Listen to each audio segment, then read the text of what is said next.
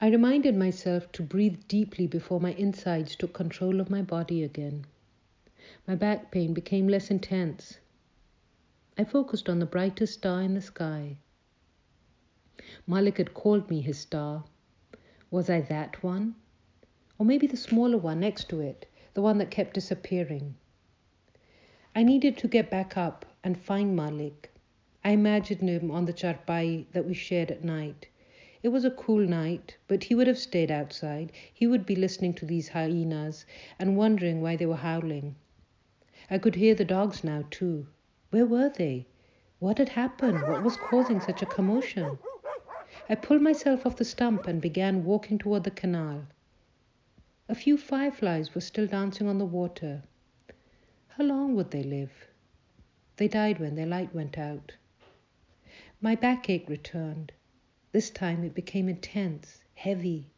It was as if my baby were pushing against my stomach with her feet and leaning heavily against my back, and my breathing became shallow again and the dry heaving returned. I needed to call out for Malik, for anyone to come. My voice would travel at this time of night, but I could not bring myself to call out. I was now crossing the canal and could hear the hyenas, and they were calling from the cane fields. What had happened? Why would they not stop calling? My fear began reaching for my heart.